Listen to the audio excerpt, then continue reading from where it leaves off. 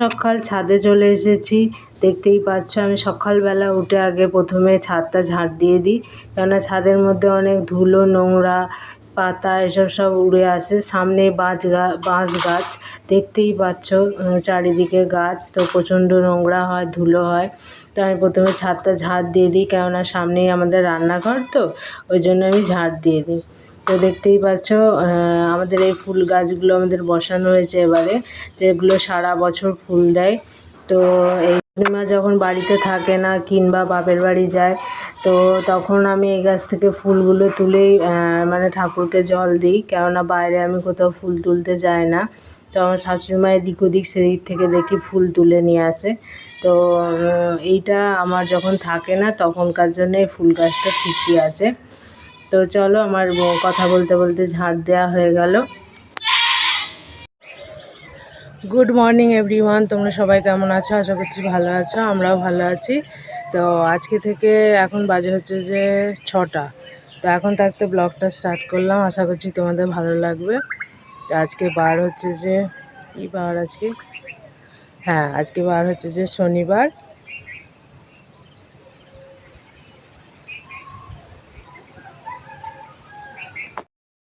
তো রীতিমতো আমি রোজ সকালে যেটা করি, রান্না করতে চলে এসেছি। তো আমার শাশুড়ি মা কুটে দেয়, কেননা সকালবেলা আমার খুব দেরি হয়ে যায়। তো কুটনোটা কুটে দেয়। তো আজকে আমি রান্না করবো যে পাঁচমিশালি ঝোল। তো পেঁপে, গাজর, তারপরে পটল, কলা, কাঁচকলা দিয়ে, আলু দিয়ে, এসব দিয়ে আর কি ঝোল বানাবো। তো চলো রান্নাটা করে ফেলি। তো ঝোল বানানোর জন্য দেখো আমি গোটা জিরে, গোটা ধনে আর একটা শুকনো লঙ্কা কড়াই ভেজে নিচ্ছি। এগুলোকে আমি হালকা গুঁড়িয়ে নেবো শিলেতে। তো আমি আবার দুটো পাঁচফোড়নও দিয়ে দিলাম গন্ধটা ভালো আসার জন্য। তো দিয়ে দিচ্ছি, আমি এইভাবেই ঝোল বানাই। তো মেয়ে পড়তে যাবে বলে আমার কাছে চলে এসেছে, আর আমি যখন ভয়েস ওভার দিচ্ছি আমাদের বাইরে বৃষ্টি পড়ছে, তাই বৃষ্টির আওয়াজ হচ্ছে। তো পড়তে যাবে, ও কী খাবে সেটা খুঁজে পাচ্ছে না। সে তো জানা কথা, আমাদের আগের দিন রাত্রিরে পরোটা হয়েছিল, ও এখন ওই পরোটা বসে বসে খেয়ে তারপরে পড়তে যাবে।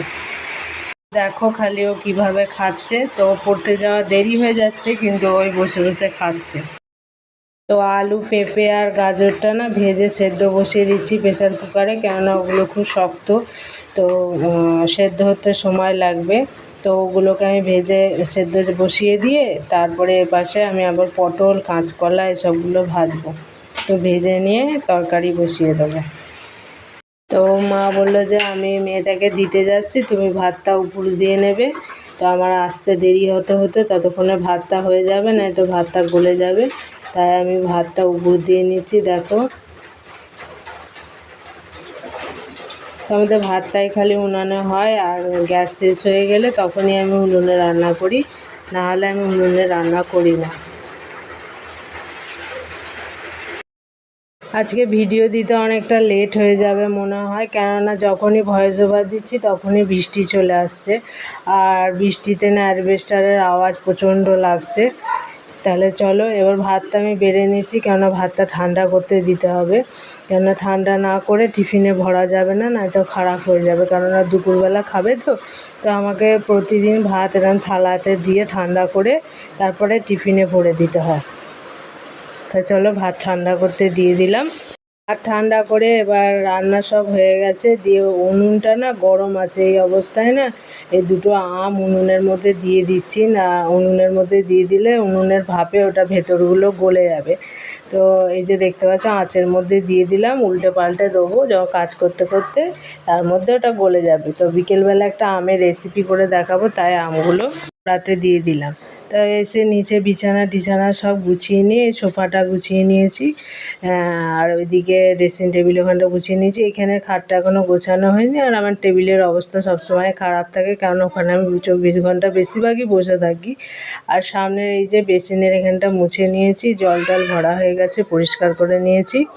তো এই যে এবার জামা কাপড় ধুতে যাব, এই 1 ড্রাম জামা কাপড় বেরিয়েছে, এগুলো এবার যাব উপরে ধুতে।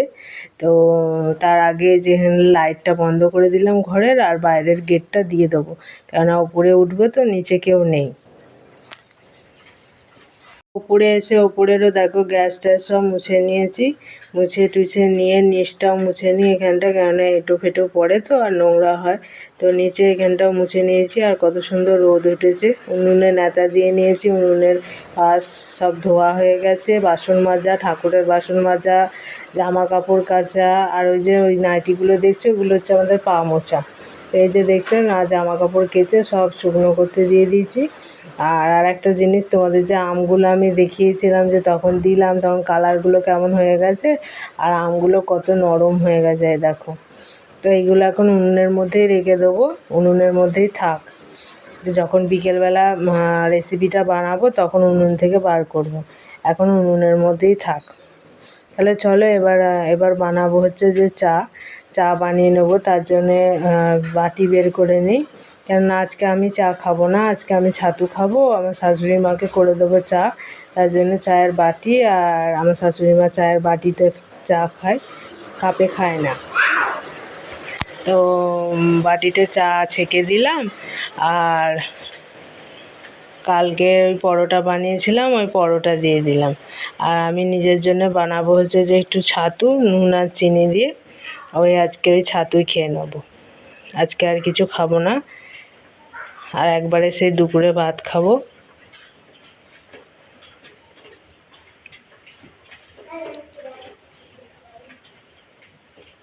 তোমরা কি দিয়ে ছাতু খাও আমাকে বলবে, আমি তো নুন আর চিনি দিয়েই ছাতু খাই। আমি শুধু নুন দিয়ে ছাতু খেতে পারি না, শুধু নুন দিয়ে ছাতু খেতে ভালো লাগে না, তাই আমি নুন আর চিনি দিয়ে ছাতু খেয়ে নিই। তারপরে অনেকক্ষণ বাদ এই যে মেয়েকে মেয়েকে নিয়ে স্কুলে বেরিয়ে পড়বো, রেডি হয়ে নিয়েছি। তো মেয়ে স্কুলের জন্য রেডি হয়ে গেছে, ও গেটের কাছে দাঁড়িয়ে আছে, আমি ওই বেরোবো, একবারে দুজনে বেরিয়ে যাব, স্কুল দিতে যাব, আজকে ওর হাফবেলা স্কুল। তো অনেকক্ষণ বাদ বিকেলবেলা এলাম, মানে মেয়েকে স্কুল থেকে নিয়ে এসে তারপরে দুপুরে একটু কাজ করেছিলাম, তারপরে এই বিকেলবেলা আবার উঠলাম 4টের সময়, যে উঠে দেখি যে আমাকে তো আম পোড়া দেওয়া আছে, ওগুলো আমাকে একটা রেসিপি বানাতে হবে। তো তাই জন্য আমি আবার উঠলাম, উঠে দেখি যে চলো এবার তাহলে আমগুলো বার করা যাক উনুনের ভিতর থেকে। তো এখানে আমি বলেছিলাম, কিন্তু ভয়েস ওভারের সময় না আমি ওটা কমিয়ে দিয়েছি। তো এখন চলো আমগুলো বের করে নিই, তারপরে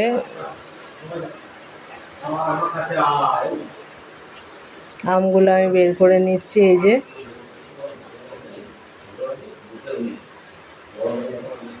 আমগুলো বের করে নিয়ে এবার আমি ওগুলো জলের মধ্যে ধুয়ে নেব, জলের মধ্যে ধুয়ে নিয়ে তারপরে আমি ওর খোসাগুলো ছাড়িয়ে নেব।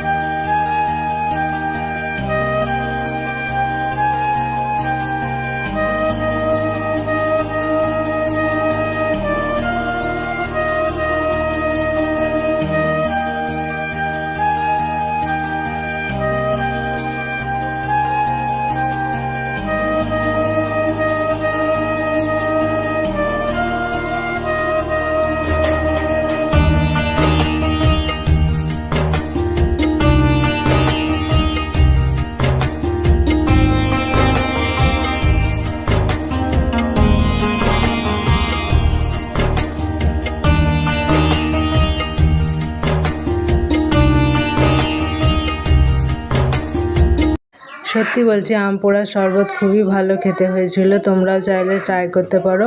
আমার কাছে ভাজা মশলা ছিল না বলে আমি জল জিরাপ দিয়ে করলাম। তোমরা চাইলে এমনি ওই জল জিরাপ দিয়েও করতে পারো, আবার ভাজা মশলা দিয়েও করতে পারো। তো এই যে সন্ধে হয়ে গেছে, সন্ধেবেলা আমি এই কাজে বসে থাকি আর আমার মেয়েকেও দিকে পড়াই। তো এইটাই আমি সন্ধেবেলা বেশিরভাগ করে থাকি। তারপরে উঠে গিয়ে রান্না করি। তো তোমাদের ভালো লাগলে অবশ্যই আমার চ্যানেলটা সাবস্ক্রাইব করবে। আজকের মতো এই পর্যন্তই। কালকে আসবো একটা অন্য ভিডিও নিয়ে।